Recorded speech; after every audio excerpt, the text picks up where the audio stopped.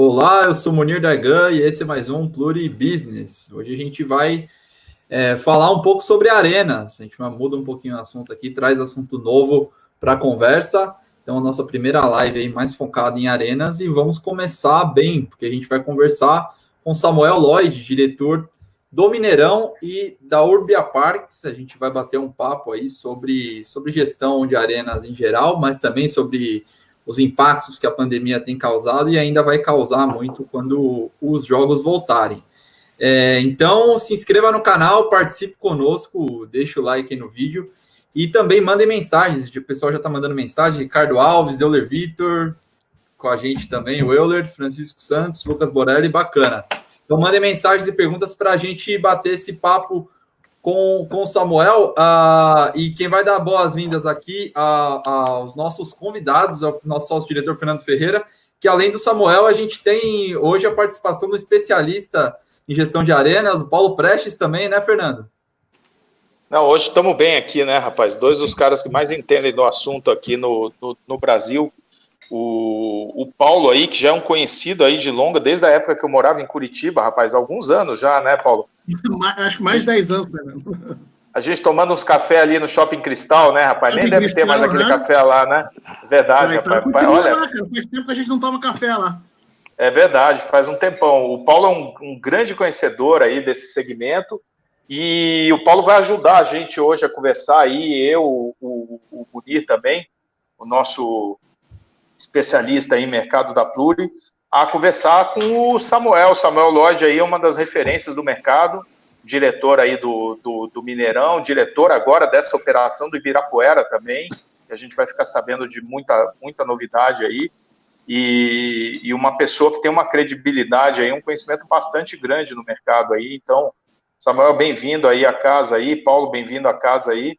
É um prazer contar com a presença aí de vocês. Aí. Obrigado, Fernando. E antes de eu dar a palavra para o Samuel, eu quero dizer que o Samuel, além de um grande amigo, como você falou, um cara de referência internacional, uma competência acima do normal, tenho um profundo carinho por ele, uma amizade desde 2016, sempre trocamos figurinhas e torço muito para que o mercado tenha profissionais com 10% da sabedoria, da competência dele, que a gente está bem encaminhado. Poxa, gostei, viu, gente? Obrigado aí pelas palavras. Se um quinto disso for verdade, já ganhei meu dia. Não, mas pode saber que é assim. Foi de coração. Sei que foi de coração aí, que eu acho que nós estamos num mercado que é extremamente atacado, né, por profissionais que assumem posições de liderança sem estar preparados para aquelas posições. Então, acho que não é mérito de se destacar, não. Acho que a gente precisa de mais gente tratando o esporte de maneira profissional. Assisti a live da Pluri outro dia com o Juca, e ele começou falando disso, né, de como que esse mercado do futebol, especificamente, precisa se reinventar já há muitos anos e a gente parar de chover no molhado, de tratar o futebol como negócio, o esporte como negócio, sabendo, obviamente, dos benefícios sociais que ele traz para a população e para o país, né? Queria agradecer também, Munir, Fernando, pelo convite. Paulo, já tivemos grandes trocas de experiências no passado, né, Paulo? Paulo já foi para o Mineirão, a nossa equipe do Mineirão já foi lá para visitar as arenas onde ele estava e tivemos também Copa América, é isso? Que a gente, Copa América ano passado. Junto, recentemente, então é um prazer estar aqui para falar desse assunto que é um assunto de certa forma polêmico, né, da gestão das arenas. Não é um assunto fácil. Bacana. Fernando, vamos começar então. Vamos começar. Bom, o Samuel, uma das questões mais discutidas agora com o efeito da Covid é público em estádio agora, né? Quer dizer, essa expressão que já está batidaça, né, o novo normal, né? Mas que na falta de uma melhor, ela é a que melhor exemplifica, né, o que vem pela frente. Essa é a minha pergunta, né? Quer dizer, o que será o novo normal do fã e dessa relação entre as arenas, o digital? Aonde vai ser o ponto de equilíbrio? O que vai rolar daqui para frente com as arenas e o entretenimento de maneira geral? Não só o futebol. Vocês fizeram um show com o Skank na semana passada, que eu vi ele inteiro com a minha esposa, sensacional, e aquele negócio simbólico, né, cara, no Mineirão, né, e o Mineirão sem público, mas uma live que parecia que você estava no estádio, né, enfim, esse é o mundo novo. Sem dúvida. Bom, essa é a pergunta de $1 milhão, né? Eu diria que é a pergunta de 1 milhão de abraços, que hoje em dia o abraço está mais valorizado do que o dólar. Mas realmente a gente não sabe ainda o que vai acontecer. Todo mundo me pergunta, e aí, quando nós vamos ter jogos com público de volta no Estádio Mineirão? E aí a minha pergunta que eu sempre devolvo é, quando será que o público volta para o estádio? Porque não basta um decreto, uma canetada, né, de que agora você pode abrir o seu estádio com torcida, mesmo que seja reduzida, para que as pessoas de fato queiram voltar, né? A gente está falando do futebol, que é um produto que sofre com sazonalidades, todo mundo sabe disso. Então, jogo grande, casa cheia, jogo menor, casa vazia e às vezes borderos negativos. Então, acho que é um grande desafio para gestores de arenas e de clubes.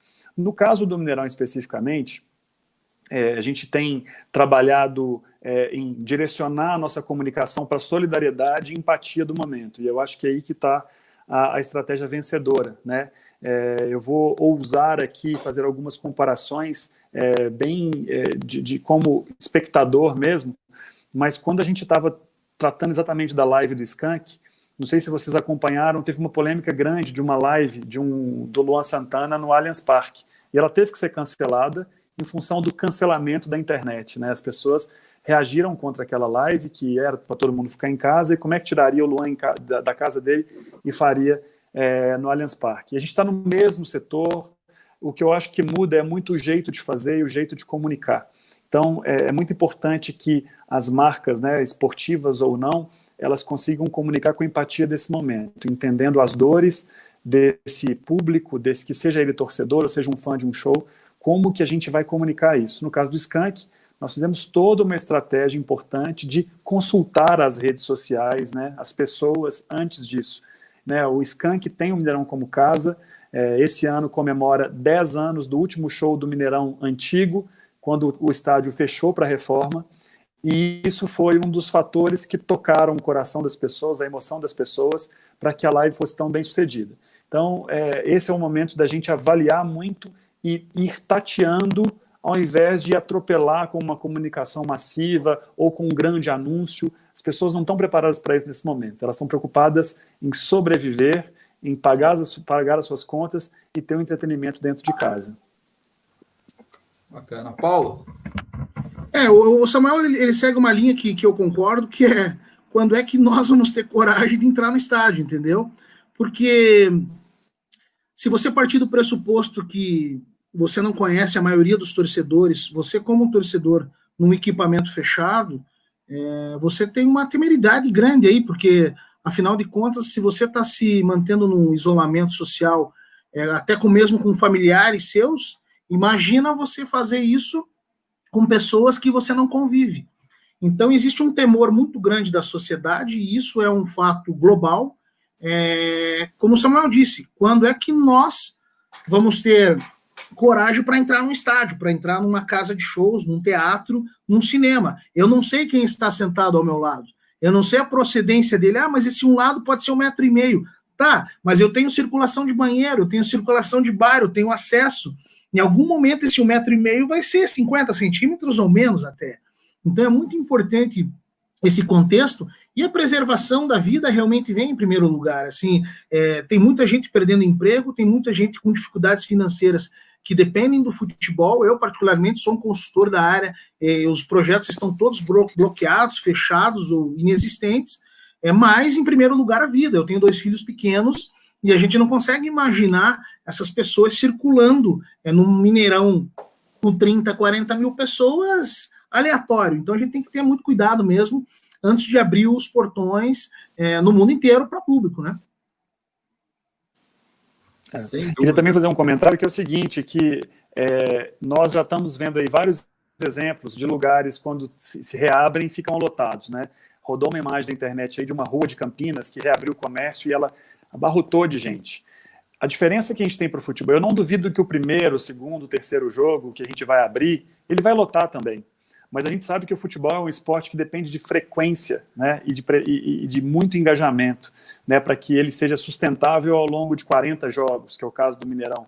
Né, a gente tem normalmente 40 jogos por ano, a gente tem 2 clubes que jogam lá com frequência, mas a gente precisa dessa frequência.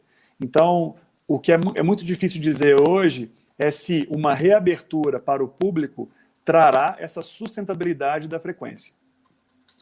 O Samuel, a gente tem falado bastante aqui, a gente acaba até repetindo o termo, mas de fato resume bem a pandemia como acelerador de tendências e processos, né? De coisas que já vinham acontecendo na sociedade, agora a gente acaba acelerando isso tudo até por não poder sair de casa. E eu queria ouvir vocês justamente sobre o novo comportamento do consumidor do entretenimento agora, claro, no período de quarentena, porque ele está proibido até de sair de casa, né?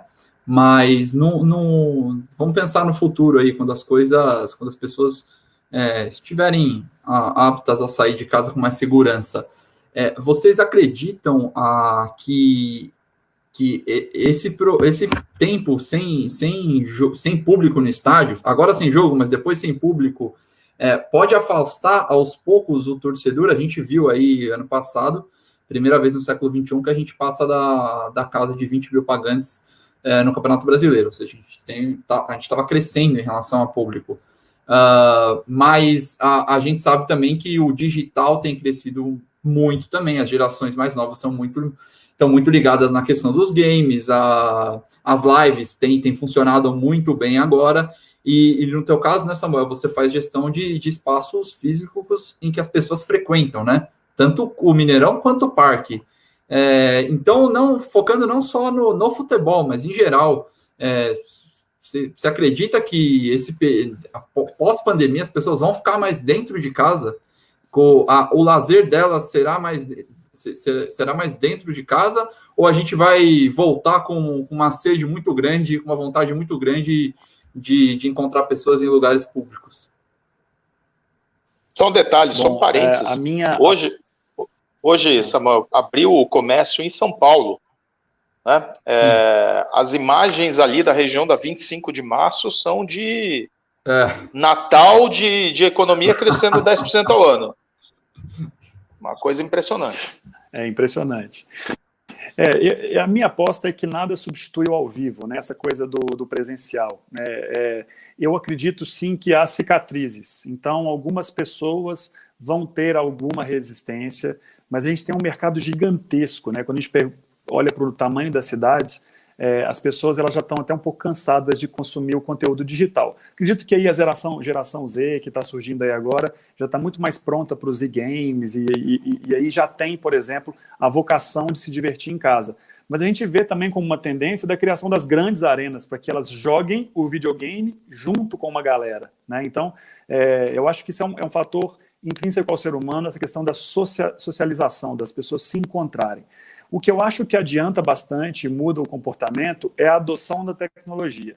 Então, hoje você tem, em função desse período nosso de quarentena, pessoas que não tinham passaram por uma transformação digital, idosos usando internet banking, facilitando, as pessoas sabem agora baixar aplicativos, né? Eu tenho no caso dos meus pais, que são um pouco mais velhos, que não baixavam muito, hoje baixam sozinhos, e isso é uma coisa que veio com a pandemia, né? Então, acho que isso acelerou o processo.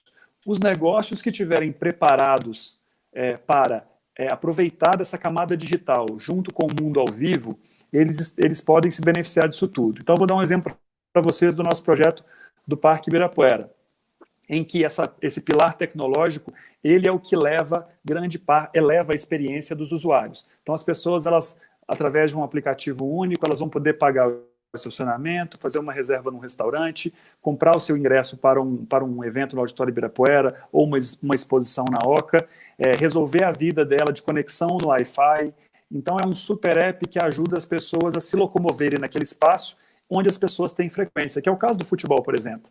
A gente está muito atrasado no Brasil, existem outras arenas no mundo que já tem a possibilidade das pessoas entrarem com o aplicativo, né, não precisam do ingresso ou do cartão de sócio-torcedor, e aí aquele alimento pode ser pedido na cadeira e ele é servido através desse relacionamento E a gente entende também que o petróleo do futuro está nessa base de dados, que hoje no Brasil os clubes fazem mal e porcamente, as arenas também fazem de uma maneira muito precária, e está na hora de repensar esses negócios, né, para que as pessoas consigam se engajar com esses torcedores que podem se transformar em novos consumidores.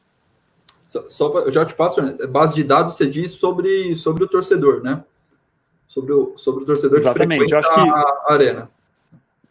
No caso da arena, pode ser o torcedor e pode ser o fã, né? Porque eu tenho no domingo um jogo e na quarta-feira eu posso ter um grande show, né? Como já aconteceu várias vezes no Mineirão, inclusive de eu ter simultâneos. Ao mesmo tempo que eu tenho um jogo rolando dentro do gramado, eu tenho um estacionamento acontecendo um festival para 20 mil pessoas, como a gente já teve.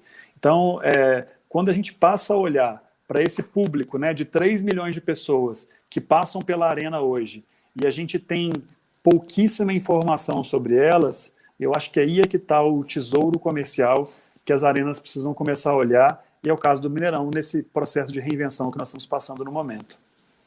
Bacana, a gente falou sobre isso ontem, né, Fernando?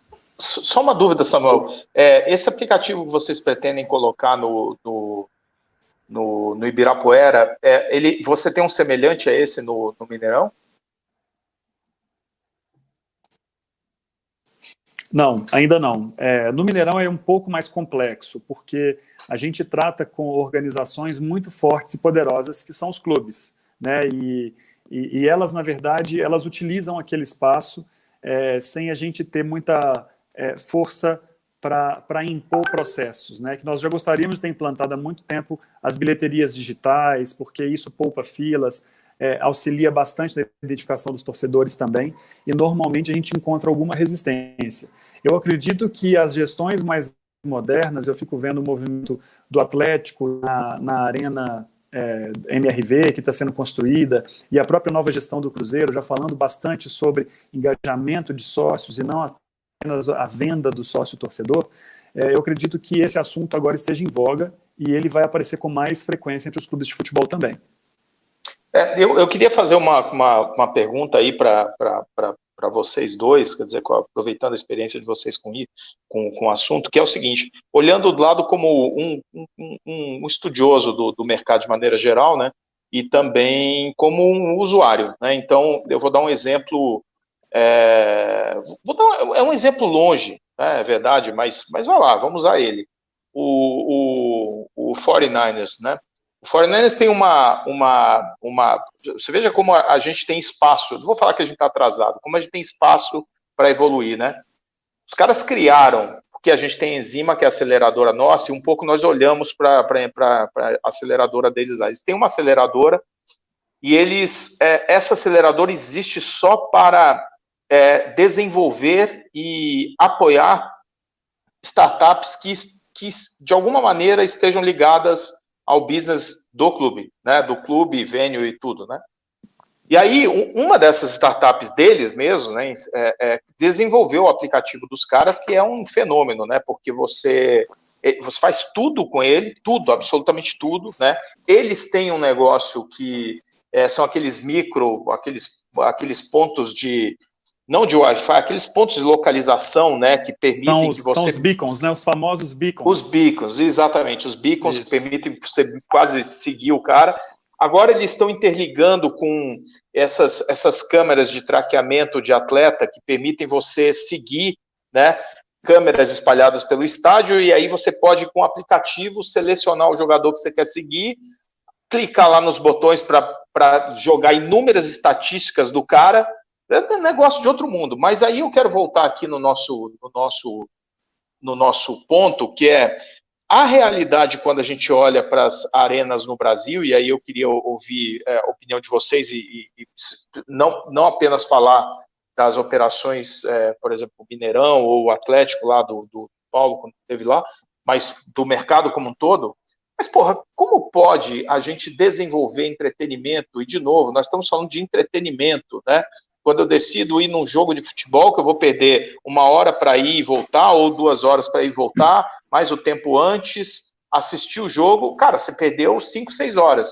Eu bato muito na tecla, quer dizer, nós não disputamos por um jogo de futebol contra o outro, ou tal. Nós disputamos o tempo e o dinheiro do cidadão.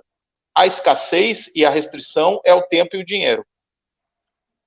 Cara, você vai num jogo de futebol no Brasil, essas arenas aí modernas gastaram bilhões e aí esqueceram de coifa, esqueceram de sistema de exaustão, esqueceram de Wi-Fi. Como você pode ter experiência se você não tem uma conexão que permita eu mostrar para o mundo que eu estou lá, zoar, brincar, fazer na hora? Né? Por exemplo, eu vou citar um nome aqui, porque é de conhecimento de todo mundo. E um estádio que eu acho maravilhoso, que é a Arena do Grêmio. Mas quando você entra na arena, parece que você entrou num cofre. Você fica incomunicável, você não fala mais com ninguém. É o lugar para você desaparecer da humanidade, é lá dentro da arena. Né? Cara, eu quero zoar o Colorado na hora do gol ali, na hora. Eu quero zoar o meu amigo na hora. Eu quero mandar um vídeo, um áudio, uma foto, tal, na hora. Não é mandar depois. Depois já passou, né? E outra coisa, entretenimento sem uma comida de boa qualidade também é um negócio complicado. E aí, o que vocês dizem aí? Podem falar das operações, coisas, mas também do panorama das nossas novas arenas, gente. Como é que faz arena nova, um parque de arena novo inteiro e deixa esses pontos de fora? Sem dúvida. Eu acho que tem uma questão estrutural que é importante. Se a gente parar para pensar, as arenas do Brasil, elas foram atualizadas por uma imposição externa e não por uma evolução do negócio de futebol. Né? Então veio uma FIFA, falou, para você fazer Copa do Mundo, você precisa ter a arena atualizada. Então o mercado não amadureceu, o nosso mercado de futebol e esporte não amadureceu junto com as arenas. Então a gente tem hoje as arenas passando inclusive por sérios problemas, arenas que não têm conteúdo, arenas que não têm condições de gestão, né? A gente tem aí várias arenas da Copa ainda passando por muitos problemas, né? A questão de conexão, ela é ainda muito cara para o negócio do futebol. Se o negócio do futebol tivesse no mesmo patamar de ingressos da Europa, dos Estados Unidos, você consegue financiar esse tipo de investimento. A gente já teve vários parceiros que falaram, eu vou aí no Mineirão e vou colocar o Wi-Fi para vocês em troca de publicidade, a gente vai fazer. O modelo ainda está muito quebrado. E ele é um modelo que é quebrado estruturalmente. Os direitos que existem dentro do futebol hoje no Brasil, pedaço da televisão, pedaço da federação, o outro pedaço é do clube, e aí tem uma briga entre eles, não permitem, por exemplo, que você torne atrativo um aplicativo que vai passar o replay no celular. Porque os direitos de passar o replay daquela imagem são de alguém que não é da arena e que não é do clube. Né? Então, tem vários modelos que funcionam fora do Brasil e que, trazidos para cá, eles deixam de funcionar porque alguma perna está quebrada. Ou essa perna da negociação dos direitos, ou é a perna da infraestrutura de tecnologia, que é muito mais cara aqui do que a implantação fora do país. Mas eu acho que a gente tem um norte para esse desenvolvimento chegar. Né? A gente tem a possibilidade de revisar o futebol, que ele está em xeque no momento. Quando você tem grandes clubes passando por crises financeiras gigantescas, ele pode trazer uma necessidade de você inserir, como o próprio Juca falou aí na live de vocês, inserir o futebol no capitalismo, né? O futebol está fora desse mundo capitalista em que as marcas têm que ser respeitadas, né? Então a gente tem hoje, por exemplo, compara o mercado de naming right nos Estados Unidos e o Brasil. No Brasil ele não anda, porque a emissora principal não fala o nome da marca do estádio, né? E isso para a gente é imperativo para que esses negócios comecem a fluir de uma maneira diferente. Então, está na hora de repensar o modelo para que a gente consiga, então, atualizar. A gente não pode chegar na ponta, né, do processo e falar isso é um problema lá estrutural da arena, sendo que o futebol, de maneira geral, precisa se redesenhar para que aquele investimento passe a ser necessário. Quando você tem uma arena na mão de um clube, você vai colocar 10 milhões de reais num Wi-Fi no estádio ou na compra de um novo jogador? Né? É esse tipo de impasse que está na mão do gestor, que está à frente das arenas hoje. Né? Mas é uma questão de visão também, né, Samuel? É uma questão de visão, né? É uma questão de visão. É muito mais fácil para mim, que não estou à frente de um clube de futebol, pensar dessa forma e colocar isso num plano de investimento, do que um presidente de clube gastar 10 milhões de reais numa atualização tecnológica de um estádio, do que na compra de um novo jogador, que é um reforço para a equipe. E quanto à alimentação? Só finalizando aí, Paulo, antes de... E quanto à alimentação, como é que você olha? É você, Samuel? Olha, a alimentação, no caso específico do Mineirão, a gente tem uma vantagem boa, mas assim, eu já fui em jogos aí pelo país e eu realmente tinha que me contentar com batata frita e refrigerante e cerveja, né, de não ter realmente alimentação. A gente tem no Mineirão um prato típico que é o tropeiro, que há mais de 40 anos faz a alegria da galera. Então eu tenho um prato, uma refeição, né, com o famoso... As pessoas falam, não posso ir no Mineirão sem comer um tropeiro e tomar uma cerveja. E a gente tem análise da qualidade. Nem sempre a qualidade é mantida, tá? A gente avalia frequentemente, inclusive, o resultado nas redes sociais para falar, olha, estamos com um problema no tropeiro. É no bar tal, é no número tal, é no setor tal. Para a gente poder corrigir essa questão da alimentação. A parte de hospitalidade, no nosso caso, ela está bem resolvida. Então, as pessoas elas têm uma refeição completa dentro de seus camarotes e podem também fazer o pedido à la carte de acordo com a necessidade. Mas para o grande público, a gente tem um prato típico que reina no Mineirão. Então, se faltar tropeiro no Mineirão, isso é um problema de capa de jornal do dia seguinte, tá? E já aconteceu no passado, porque ele é uma instituição, ele é muito mais forte do que a imagem do gestor ou do clube. O tropeiro já é em si um patrimônio cultural aqui de Belo Horizonte. Então, acho que aqui a questão de gastronomia dentro do estádio está um pouco mais resolvida. Ela não está totalmente resolvida, mas ela está um pouco mais resolvida. A gente tem um problema também quando a gente pensa que você tem uma operação de alimentação que ela funciona da seguinte forma: o torcedor entra 15 minutos antes de começar o jogo, se você tem sorte, né? Porque a maioria deles entra mais tarde ainda.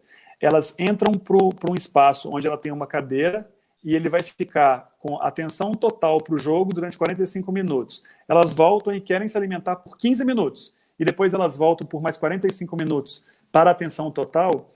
Esse tempo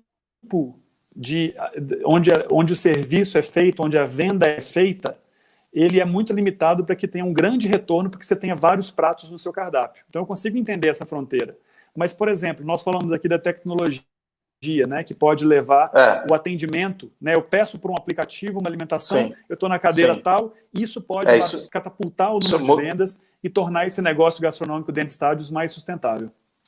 Isso de novo volta para a tecnologia, volta para a conectividade, né, porque isso muda a equação, né, tanto de demanda quanto de previsibilidade e atendimento, né. Paulo? Então, até seguindo essa linha do Samuel, Fernando, a gente está há muito tempo no futebol e eu estou já há quase 20 anos e, na minha modesta opinião, o que mais a gente precisa mudar é o DNA dos gestores, das pessoas que mexem com o futebol. A gente tem ainda muito gestor antigo. Quando o Samuel fala nessa evolução tecnológica, evolução operacional, a gente precisa também ter a evolução mental das pessoas. Então, quando eu vejo um Samuel, quando eu vejo um Kleber, presidente da Arena Pernambuco, quando eu vejo o Márcio, presidente do Fortaleza, Marcelo, perdão, quando eu vejo outros gestores novos, cria uma ponta de esperança para que os estádios e o futebol sigam um rumo muito mais do consumo, muito mais da capitalização dos ativos do estádio.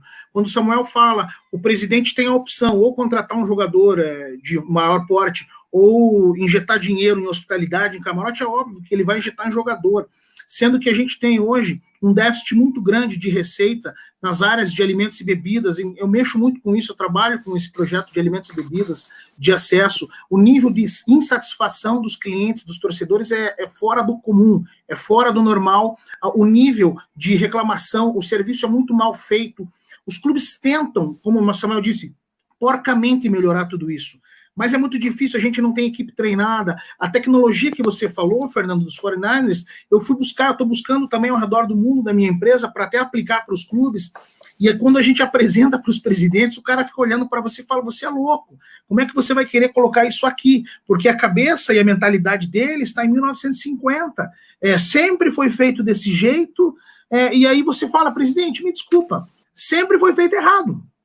Porque agora o teu nível de consumidor e o teu nível de exigência do consumidor aumentou drasticamente. O foco futebol, sempre vai ser dentro das 4 linhas. Mas se você não tiver outros quesitos, outros parâmetros e ofertas para o torcedor, você vai perder clientela. Aí todo mundo vai ficar assistindo em casa jogo, entendeu? Não vai mais para o estádio, que é uma baita fonte de receita para o clube no match day, né? Sem dúvida. Eu queria saber de vocês, né, pegar até uma pergunta que o professor Ricardo Alves tinha mandado aqui para a gente.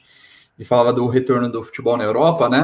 Se já temos algo a ser inserido para o nosso retorno aqui, por aqui, fazendo algum benchmarking das arenas europeias. Aí eu tenho, só complementando junto com a pergunta dele, se vocês pudessem falar quantas pessoas participam do Match Day, trabalham no dia do jogo, para que a partida aconteça, e que tipo, e aí já complementando com o que o Ricardo Alves falou, que tipo de mudança vocês já enxergam que foi feita na Europa, que a gente já vai precisar fazer aqui também, claro, alguma adaptação talvez com o nosso cenário aqui, que é diferente do deles, mas enfim, que a gente vai precisar adaptar quando o público voltar para o estádio, ou até antes, né, quando os jogadores voltarem, porque provavelmente a gente vai ter jogo sem público no início. Quer que eu comece essa, Samuel? De quantitativo? Bom, vai lá, Paulo. Então, na verdade, assim, respondendo à pergunta, o quantitativo de estádio Match Day é muito relativo do tamanho do equipamento e do nível de qualidade operacional. Você tem várias frentes de trabalho, você tem segurança, limpeza, catraca, orientador, você tem bares, venda de ingresso, hospitalidade, enfim, você tem brigada de incêndio, uma série de áreas constantes no Match Day. Então, varia muito de estádio para estádio. Eu, por exemplo, nas arenas onde eu trabalhei em estádios, já variou o número de 500 pessoas até chegar em 2.000. É claro que a gente tem um absurdo para fazer um comparativo e um paralelo. Eu, por exemplo, na Copa do Mundo, era gerente de operações da Arena do Atlético em Curitiba. Nós chegamos a trabalhar com 5.000 pessoas num jogo de Copa do Mundo. Num jogo Master do Atlético Paranaense em 2018, que foi a final da Sul-Americana, com o Júnior Barranquilla, em dezembro de 2018, nós trabalhamos com 2.100 pessoas. E alguns estádios trabalham com, tipo, 1.500, 1.700, porque você também contabiliza o pré-jogo e o pós-jogo. Mas as grandes arenas, eles têm gastado muito e demasiadamente, né? Então tem que analisar com inteligência o tamanho do jogo. Aí tem uma série de fatores, de semana, se chove, não chove, por aí vai.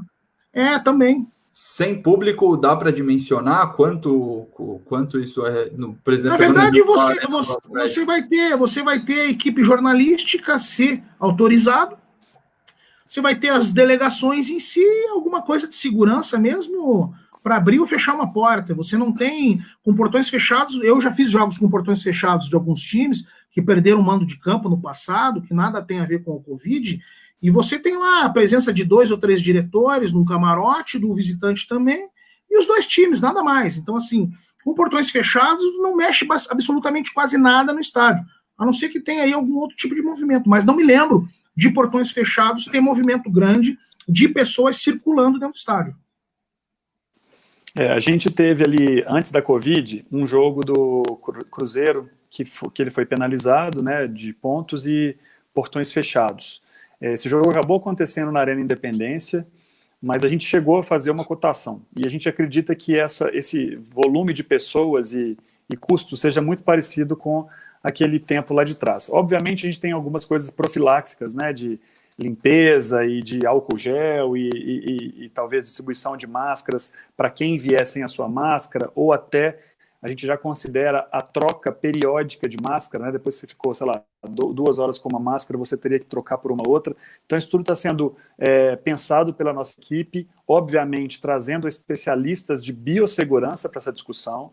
Eu acho que quem é de gestão de estádio não tem hoje, dentro de casa, né, as competências necessárias para avaliar um protocolo frente a uma pandemia desse tamanho, e isso tem que vir normalmente de poder público. Mas, só para vocês terem uma ideia, né, um jogo para 30 mil pessoas no Mineirão, os custos operacionais desse jogo variam aí entre 140 a 160 mil reais, tá? Para 30 mil pessoas no Mineirão, um jogo de casa cheia é um jogo de 250 mil reais. Um jogo de portões fechados, o custo dele para basicamente limpeza das áreas comuns, ativação da área de tribuna de imprensa, né, que é a área que vai continuar sendo ocupada, fica na casa aí dos 15 mil reais. Então, o que custa caro numa operação de jogo, basicamente, são os profissionais em serviço para atender aquela demanda de público, né? O estádio mesmo, vazio, você não tem os mesmos custos. Então, teoricamente, para o futebol voltar a rodar, é barato você voltar a ativar uma arena. Só que esse valor de custo não remunera a arena. E aí é que vem a grande questão, né? Se hoje, por exemplo, no caso do Mineirão, a arena é remunerada em cima da compra dos ingressos, como é que a gente vai fazer para chegar num delta em que fique bom para o clube, para que ele jogue naquela arena com custos baixíssimos, mas que a arena também seja remunerada de alguma forma, né? Por abrir com seus profissionais. E o que custa caro numa arena, gente, é o dia do não jogo, né? É isso que custa caro. O dia de jogo é a parte mais baratinha que tem da arena, né? Se a gente fizer uma conta aí do custo ano do Mineirão, o custo jogo significa, né, ao longo do ano, significa cerca de 20% do custo total de manutenção dessa arena, né? Então é por isso que a gente tem lá no Mineirão 250 eventos para 40 jogos ao longo do ano, porque a gente precisa rechear esse dia vazio com outras possibilidades. Nesse mundo que nós estamos vivendo agora, de portões fechados, a gente tem investido, como vocês mesmos já falaram aí, na live, né? Nas lives, por exemplo, a gente fez a live do Skank, que foi uma live que foi muito bem sucedida na nossa visão e foi uma fonte de receita para a Arena Mineirão, né? Para o estádio. E é nisso que nós temos investido. Temos também projetos prontos para quando os drive-ins forem autorizados, esperando aí que o prefeito libere na hora certa, sem absolutamente fazer nenhuma pressão. A gente acredita que a condução da pandemia em Belo Horizonte tem sido muito bem sucedida, mas temos que se reinventar, né? Não tem uma outra forma. A equipe Mineirão tem 100 funcionários e o público móvel, o quadro móvel é de acordo com o planejamento da partida. Então, se eu tenho uma partida para 30 mil pessoas, ela vai ter aquele custo. Se eu tenho para 60, é um outro custo. E é assim que a gente trabalha dentro do estádio. Samuel, só uma dúvida, esses 250 mil que você se referiu, o que engloba isso? Toda a operação, o clube só tem que chegar e jogar. Segurança, limpeza, brigadista, água, luz, tá. Tudo. Tudo. Munir, eu vou mandar uma pergunta aqui direto, tá? Que é justamente sobre isso. Rapaz, você olha...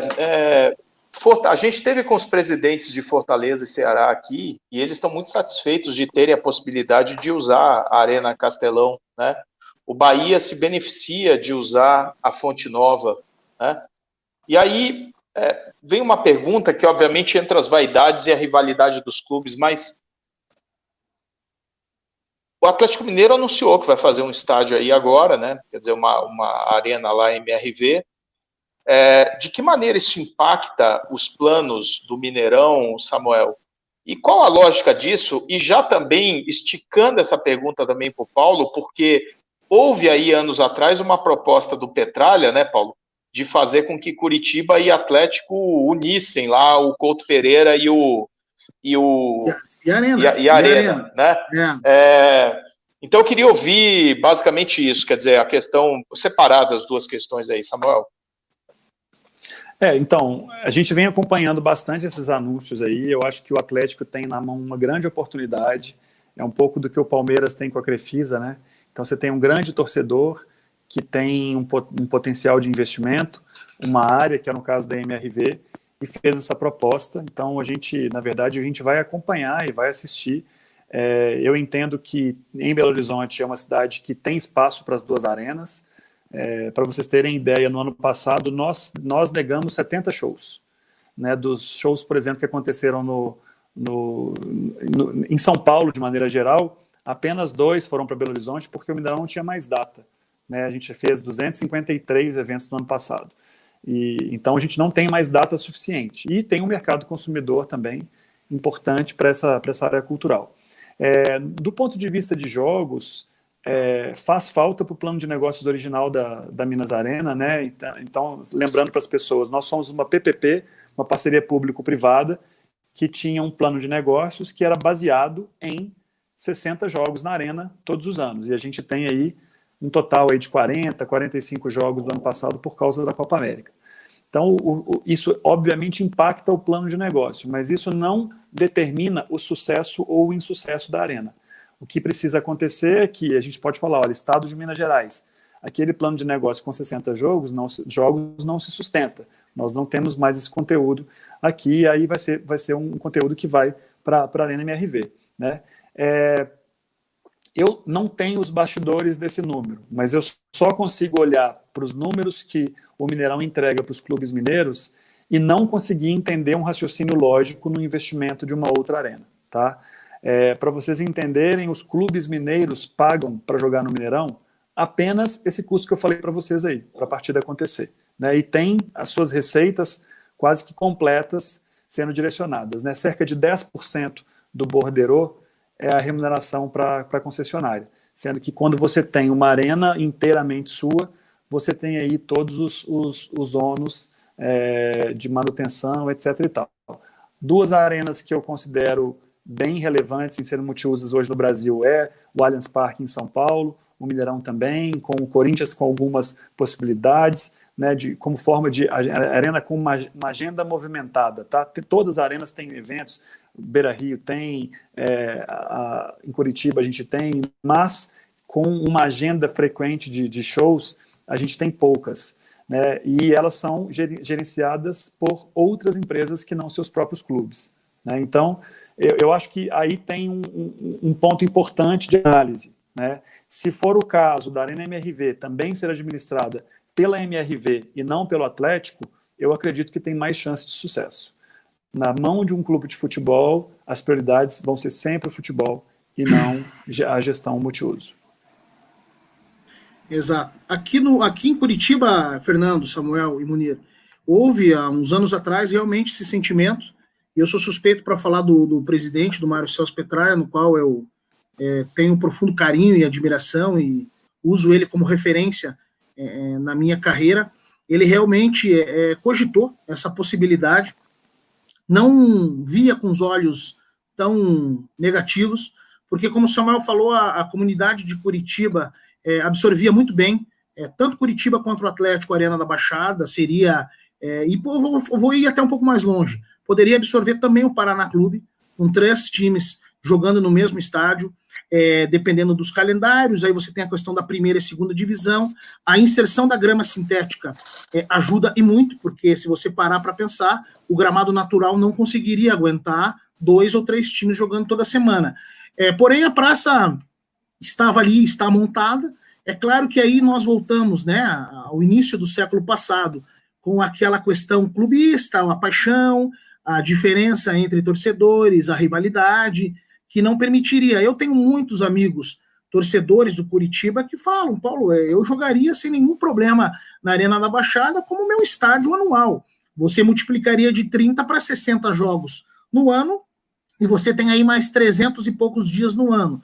Puxo a sardinha um pouco para o lado do Samuel, Fernando. Tive algumas oportunidades de entender como funciona esse processo de show e evento e jogos no Mineirão. É muito pouco provável que no Brasil tenha uma arena como o Mineirão que consiga absorver uma diversificação tão grande de show, evento e jogo. Eu fui num em 2018, onde tinha show na sexta, no sábado e domingo tinha um jogo Cruzeiro Esporte. E eles tiveram que mudar, inclusive até um dos acessos do estádio, que era um acesso tradicional a uma organizada do Cruzeiro. Os caras fizeram com tamanha excelência que eu fiquei embasbacado e pensei: meu Deus, eu preciso levar isso para Curitiba, porque é aí que você vai caracterizar e você vai justificar o nome Arena Multiuso. Porque se você for receber só jogo e fazer evento corporativo utilizando camarote, lounge, área VIP, você não precisa ter uma arena multiuso. Se você tiver um camarote com uma mobília bacana, bonitinho, limpinho em estádios antigos, você realiza da mesma maneira. Mas o que explica, por exemplo, essa...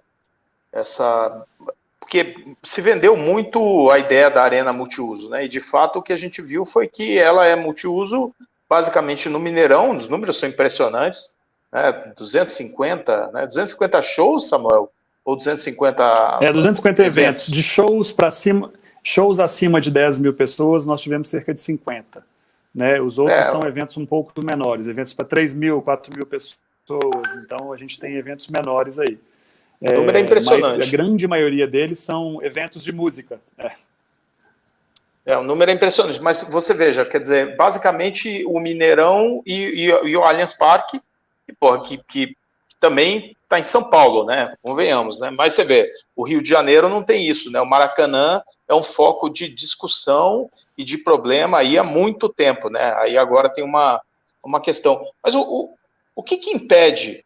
Quer dizer, é a agenda de shows, porque o que a gente ouve é o seguinte: o Brasil não está na rota dos grandes eventos internacionais, a taxa de câmbio não favorece, ninguém vem para cá para efetivamente atrair grandes eventos, mas eu imagino que você não pode viver só dos grandes eventos, né? O que impede esse parque de arenas que a gente tem no Brasil ser eficientemente ocupado, né, com esses eventos aí?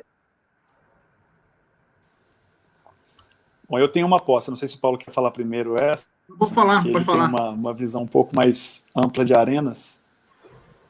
Não, pode falar, Samuel, pode falar. Mas assim, a minha aposta é o seguinte: a gente tem 14 arenas novas no Brasil, né? Se a gente pensar nas 12 da Copa do Mundo, mais Grêmio e o Allianz, quando a gente olha para esses negócios, desses 14 negócios, o que faz a arena multiuso ser multiuso é o mindset da gestão. Não tem nada a ver com a estrutura física. Qualquer lugar, seja um teatro, seja uma escola, ele pode ser multiuso se o mindset da gestão tiver esse drive. Tá? Na maioria das vezes, e aí eu falo um pouco da barreira que eu encontrei no Mineirão quando eu comecei, porque eu tinha gente da minha equipe que hoje mudou exatamente o comportamento, mas naquele início falava: não, mas imagina, esse produtor cultural, o cara fazer festinha, que é lugar de futebol. Esse era o raciocínio que eu encontrei numa arena que já precisava ser multiuso, de início, né? E já era uma gestora privada de um bem público com 2 times jogando naquele estádio. Então a gente precisava ali fazer, na verdade, um choque de gestão, porque senão o Mineirão quebraria, de fato. Ele não se sustentaria ao longo dos 27 anos daquele contrato de PPP, né? Hoje o Mineirão vive super bem, a gente distribui dividendos aí nos últimos 2 anos de uma maneira que é incomum no mercado de arenas do Brasil, mas foi em função dessa mudança 360 não, que a gente volta no mesmo lugar, mas 180 graus do mindset de gestão, né? A gente precisou implantar uma nova cultura. Criamos um departamento de eventos separado do departamento que cuida da operação de futebol. Esse departamento de eventos cuidava não só da venda, da captação, mas também da entrega. E aí, falando um pouco do que o Fernando falou do dólar e das turnês internacionais, 90% do conteúdo dos meus eventos gigantescos são conteúdos locais. Eu não dependo de dólar, eu não dependo de artista internacional, eu não dependo de turnê. Uhum. Eu estou falando aqui de Festeja, de Vila Mix, de Só Track Boa, de conteúdos locais, né? O Festival Sarará, o Planeta Brasil, que são conteúdos criados por produtores de Belo Horizonte. A postura do Mineirão sempre foi em priorizar, inclusive, o desenvolvimento dos produtores locais de BH. Eu tenho eventos para 50 mil pessoas que não acontecem em outras capitais, só acontecem em Belo Horizonte. O Planeta Brasil, que é um conteúdo que a gente abre todos os anos a nossa temporada, nesse último teve 55 mil pessoas com 5 palcos espalhados pelo Mineirão. Um conteúdo que não está no Rio, não está em São Paulo, né? Ele já está entre os principais festivais do país e é um conteúdo local. E ele começou pequeno, e ao longo desses anos ele foi crescendo com o apoio desenvolvimentista do Mineirão. A nossa postura no momento pós-pandemia é exatamente a mesma. A gente precisa, na verdade, alimentar esse mercado para que ele volte a crescer. Assim como o mercado do futebol, mesmo que não seja viável e que não remunere a arena, nós queremos que os jogos voltem para o Mineirão e não para as outras arenas, porque isso faz sentido para nós, né, na gestão, para que as pessoas continuem vivenciando a marca Mineirão, mesmo que de casa. Então, o que eu acredito, eu falo isso, as pessoas me perguntam sobre concorrência, vai ter concorrência da Arena MRV? Eu falei, claro que vai, e ela é super saudável. Mas a existência da Arena MRV em Belo Horizonte não traz um concorrente de arena multiuso. Vai depender muito do mindset da gestão. E com isso a gente volta a bater na tecla dos antigos gestores, né? Porque se você não tem uma mentalidade moderna e avante, pensando no futuro, você vai ficar preso ao DNA de futebol. Então você vai dar muito mais preferência, inclusive na logística e na operação, no dia a dia para o futebol. você inviabilizando assim a entrada de grana. Todo mundo quer receber show do U2, show do Rolling Stones, e aquilo que o Samuel falou, às vezes a gente não olha para o próprio quintal, sendo que a gente tem, e o Brasil tem uma diversidade muito grande nas regiões, onde pode ser explorado. A Arena Pernambuco tem feito um trabalho muito interessante, Fernandes, Samuel e Munir, o presidente Kleber, sobre isso, trazer coisas locais que possam agregar cada vez mais o ambiente. Aqui no Sul ainda tem uma diferença e uma dificuldade muito grande. A Arena do Atlético, ela não ofereceu ainda grandes shows. Tivemos Rod Stewart, Andrea Bocelli, alguma coisa ali a colar, uns shows menores sertanejos, mas não com o mesmo volume do Allianz nem do Mineirão. Eu acredito ainda que tem uma outra característica muito bacana no Mineirão, assim como tem a Arena do Grêmio, assim como tem Castelão, que possui uma esplanada, que é um lado externo do estádio, onde você consegue comercialmente viabilizar muita coisa, muito negócio. Para quem conhece aqui a Arena do Atlético, em Curitiba, ela está exprimida dentro de um bairro. Não consigo fazer absolutamente nada ou quase nada fora dele. O Allianz também tem umas sérias dificuldades externas, também está exprimido. Então, também isso é uma característica muito importante até no negócio local, ou seja, até internacional. Para grandes shows, nós tivemos o UFC, por exemplo, grandes eventos. Em Curitiba, em 2016 ou 2017, se não me engano, foi um evento, acho que foi o maior evento da história da Arena do Atlético, para quase 50 mil pessoas. Eu fui como espectador, e a dificuldade de circulação das pessoas, de estacionamento nas proximidades do estádio, dificulta muito, e a tua experiência fica já meio que negativada já nesse processo. Imagina jogos que o nível de tensão da paixão do torcedor é infinitamente superior. Mas, assim, tá se encaminhando, tá melhorando muita coisa, sabe? Eu queria, então, falar, a gente falou bastante sobre a experiência do torcedor no estádio. Eu comecei fazendo aqui a pergunta falando sobre o crescimento aí do público pagante no Campeonato Brasileiro. Foi superior a 21 mil no ano passado, mas ainda, né, a gente tem uma taxa de ocupação baixa, né, foi de 47% ano passado. Eu queria perguntar para vocês justamente sobre isso. Minha última pergunta, a gente está chegando já perto do final. Como vocês entendem essa taxa de ocupação do Campeonato Brasileiro em relação a hipóteses aí para isso acontecer? É uma questão de preço de ingresso, que a gente não consegue levar mais gente ao estádio?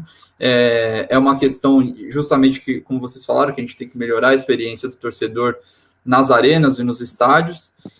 Os nossos estádios são muito grandes, a gente de fato não tem todo esse potencial de crescimento, enfim, joguei algumas hipóteses aí, se vocês pudessem falar um pouco sobre isso, até porque é muito positivo o público estar mais presente no estádio, mas ainda quando a gente vê alguns clarões ali na televisão, isso também prejudica a valorização do produto, né? Quando a gente pensa aí até em exportar nossos jogos para fora. Se você quiser começar agora, Paulo? Então, na verdade, assim, no Sul, a gente tem uma dificuldade muito grande para encher estádio. Isso aí é histórico, né? Não é uma coisa de arena ou de não arena. Aqui a taxa de ocupação, ela nunca, no sul do Brasil, ela quase nunca está entre as maiores. De uns 4, 5 anos para cá, a Arena do Grêmio e o Beira-Rio, eles tiveram um aumento significativo de público, devido também a conquistas internacionais. Eu acho que mexe muito com essa questão do sentimento do torcedor, sabe? O preço do ingresso, em alguns momentos, ele até não é tão responsável por deixar estádio vazio, deixar estádio cheio. Existe, é claro, uma briga eterna sobre os setores populares do estádio. Em Curitiba, a gente tem aqui um programa de sócio-torcedor muito forte, que é uma cópia lá do Rio Grande do Sul. Então, assim, o Atlético Paranaense está com quase 30 mil sócios, só que aí eu tenho 15 mil que vão ao estádio. O que eu faço com as outras 15 mil cadeiras? Não existe um plano B, um plano C. Existe uma filosofia, mas não existe a prática. Eu lembro que quando eu fui trabalhar na Arena do Grêmio em 2013, eles tinham aquele famoso check-in e check-out. O cara sócio-torcedor, não vai no jogo, coloca a cadeira à disposição, ele ganha um benefício no futuro, um desconto no valor da mensalidade.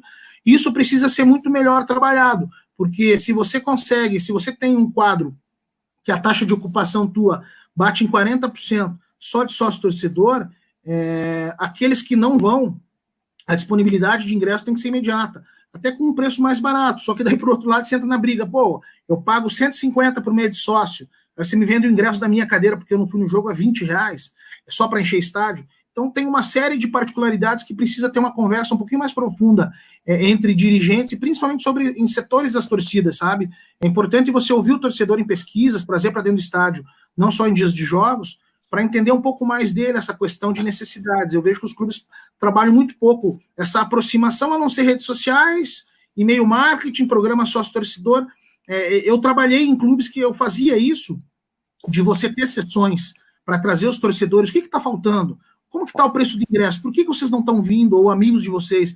E aí você era quase que um psicólogo, né? Você ouvia as reclamações mais variadas deles, para que você pudesse passar para o presidente depois um diagnóstico do que poderia estar acontecendo de não ter um aumento significativo na taxa de ocupação do estádio. Mas é um trabalho longo, é um trabalho que tem que ser feito com mais qualidade, acredito eu. Legal. Samuel, por favor. Não, do lado de cá, assim, o que eu tenho é assim, o novo Mineirão, ele deve ter trazido muita sorte para os clubes, né? Porque eu acho que nos últimos anos a gente tem aí grandes taças levantadas, grandes títulos de Cruzeiro e Atlético, né? Então, para vocês terem ideia, estou aqui com os números de média de público por jogo de entre 2013 e 2019, tá? A gente tem aí um público presente de, em média, 25 mil torcedores nos jogos do Cruzeiro, e a média do Atlético é de 39 mil, quase 40 mil torcedores, tá? Por jogo, nos jogos que aconteceram no Mineirão entre 2013 e 2019. O Atlético muito explicado porque os grandes jogos, na verdade, tipo final da Libertadores, é que ele levava para o estádio Mineirão, e os outros jogos jogavam na Arena Independência, o que baixa bastante o número total aí da média de público do Atlético em função da capacidade de 20 mil pessoas na outra arena, né? Mas o que eu queria dizer é o seguinte, eu acho que a gente volta de novo para o produto futebol. Quando a gente olha para o Campeonato Brasileiro, em que você tem um calendário, que todo mundo sabe mais ou menos quantos jogos vão jogar, né? Mais ou menos não, todo mundo sabe quantos jogos vão jogar, mas ninguém sabe a data. E aí, 4 dias antes ou 5 dias antes, mudam o seu jogo do domingo para segunda-feira à noite, como aconteceu recentemente num jogo do Cruzeiro. Então, você não consegue ter uma previsibilidade para você comprar os seus ingressos dos seus jogos, né? Você, por exemplo, se você vai viajar, você não consegue programar, porque pode ser que o seu jogo mude de data. Então, eu sou muito fã, eu sou do interior de Minas, eu sou muito fã do Cruzeiro ou do Atlético, tem um jogo no Mineirão no domingo, mas deixa eu comprar no dia, porque vai que esse jogo muda essa tabela, né? E é muito frequente a mudança de tabela, as pessoas não conseguem se programar. A gente não tem um produto futebol que é estável, né?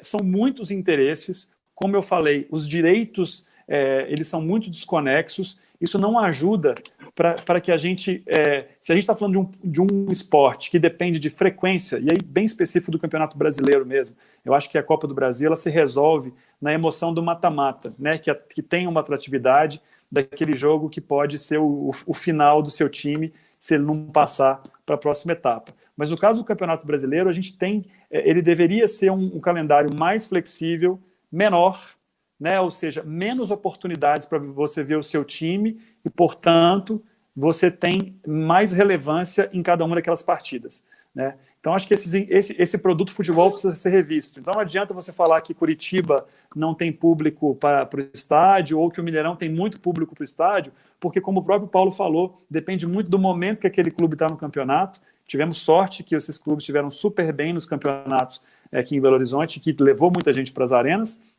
para a arena, né, para o caso do Mineirão, mas isso não é uma máxima, né? Nós estamos no momento agora de downturn do Cruzeiro, não sei como é que vão ficar as médias de público, exatamente porque a gente também não tem muita previsibilidade de quando isso vai acontecer. Então, acho que uma anotação para a volta dos campeonatos é que a gente consiga olhar com uma forma muito mais profissional para esses calendários, que eles sejam revistos e que sejam mudados. Acho que está na hora da CBF agir.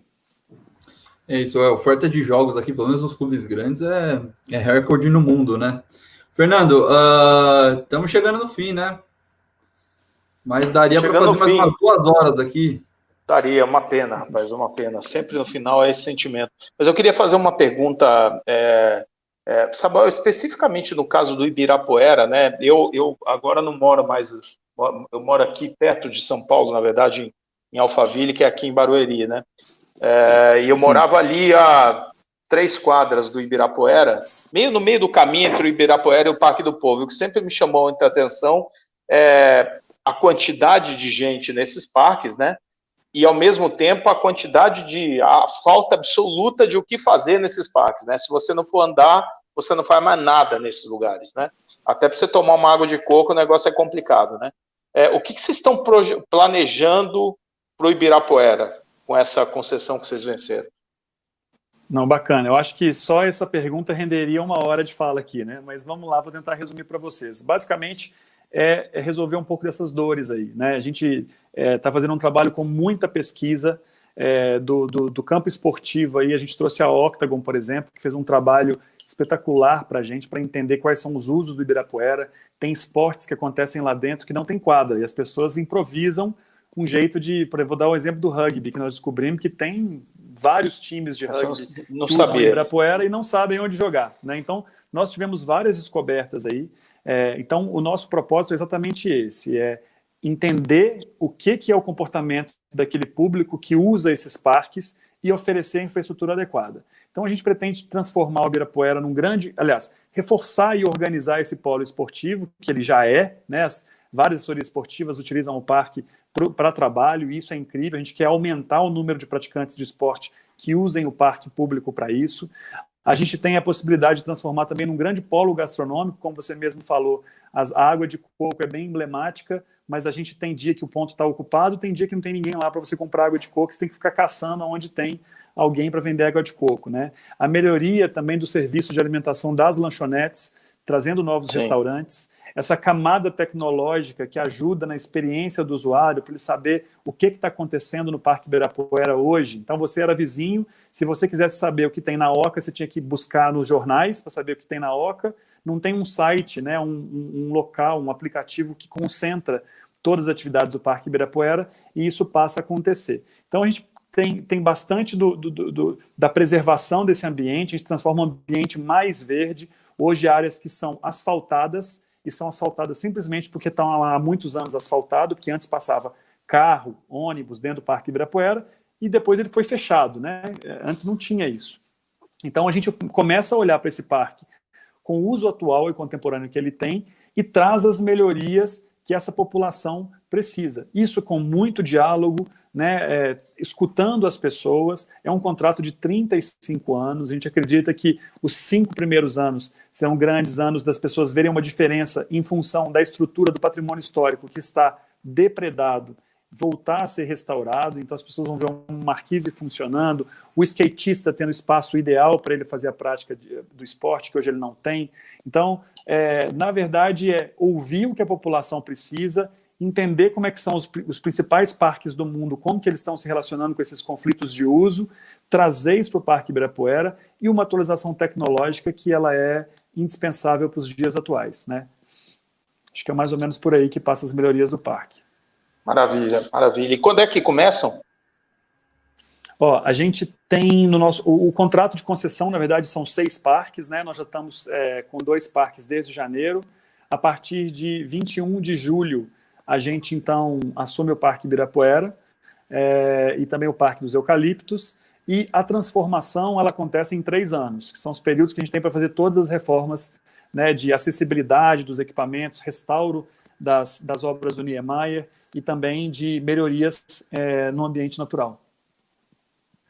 Maravilha. E, Paulo, me conta aí, você está com uma consultoria aí, né, especializada aí no setor? Não, fala um pouco para a gente aí. Na verdade, Fernando, eu já tenho minha empresa já há 8 anos, já com 20 anos, depois de 12, resolvi abrir uma empresa aí para poder rodar o país, já assim que eu conhecendo vocês ao longo desses últimos anos, desenvolvi vários projetos, tanto no Atlético, Copa do Mundo, Copa América, Rio 2016, tive alguns clientes no Norte e Nordeste, no Sul, estou com alguns projetos em andamento, alguns ainda sob sigilo, e tem sido uma jornada muito bacana, muito interessante. É muito desafio, porque é um pioneirismo, afinal de contas, você trazer alguns modelos do que nós fizemos, e eu fiz com o presidente e com o Mauro Osman no Atlético Paranense, é um pouco diferente no cenário brasileiro. Eu encontro muita barreira e muito muita dificuldade, né? Então, por isso que a gente sempre está conversando, eu converso muito com o Samuel sobre isso, mas eu entendo que com a vinda desses novos gestores, os cenários vão começar a se abrir aos poucos. Desde a época que eu comecei, já há 20 anos atrás, tem uma mudança muito grande, são mundos completamente diferentes em gestão do futebol. Tem muito a melhorar, mas eu acredito que o caminho está sendo bem construído, vamos dizer assim. Maravilha. Samuel, Paulo, obrigado pela presença de vocês, foi aqui muito bom aqui, a primeira vez que a gente fala de arenas, né, pretendemos fazer outras, mas começamos muito bem. Obrigado pela oportunidade aí que vocês nos deram de comparecer aqui e dar essa aula aí para todo mundo. Poxa, eu que agradeço. Eu espero não ter trazido muitas polêmicas aí complexas para vocês que trabalham, né, diretamente com os clubes, mas assim, eu acho que é importante trazer essa visão. Agradeço o espaço que vocês estão abrindo, né, porque a gente ouve muita perspectiva dos clubes, mas pouco das arenas, né? Mas a gente é um player importante que quer, na verdade, que esse bolo cresça, né? O bolo do futebol, o produto do futebol precisa melhorar, esse bolo pode crescer e muito. E se ele crescer, ele traz mais renda, mais recursos para todo mundo que trabalha nesse ambiente. Maravilha. Agradecer o Paulo também pela presença. Tem que voltar também, viu, Paulo? Tá bom, Munir, eu agradeço você, agradeço um carinho especial aí ao Fernando e ao Samuel, amigos aí de longa data. Só vou deixar o meu site, caso alguém queira saber um pouco mais sobre meus projetos aí, que é a minha empresa operaçãodejogo.com.br, sem cedilha e sem acento. Tem uma história aí bonita para dividir, né? A minha missão é essa, e tendo profissionais como vocês ao nosso lado, sempre é uma satisfação. Obrigado mais uma vez, e sempre estamos à disposição aí. É isso aí. Agradecer também quem participou com a gente. Lucas Borelli, Ricardo Alves, Francisco Santos. O Euler, que daqui a pouco vai fazer o Pluri em Campo com o Zé Carlos Brunoro. O Brunoro vai participar aqui com a gente às 18. O Euler mandou mensagem. A Bruna Rufino, de São Paulo, também mandou mensagem para a gente. Todo mundo que participou, muito obrigado. E se inscreva no canal, gente. Deixa o like aí no vídeo. E daqui a pouco tem mais, né, Fernanda? Daqui a pouco tem mais, temos o Brunoro aí, né? Atualizar o que ele anda fazendo e como é que ele está vendo o cenário aí. Aqui tem live todo dia, são 2 por dia, só amanhã que é feriado que a gente vai ter uma só, vai dar um pouco de folga pro pessoal. É isso. Valeu, aí, quinta-feira, amanhã tem a Startup Show com o Sport TI.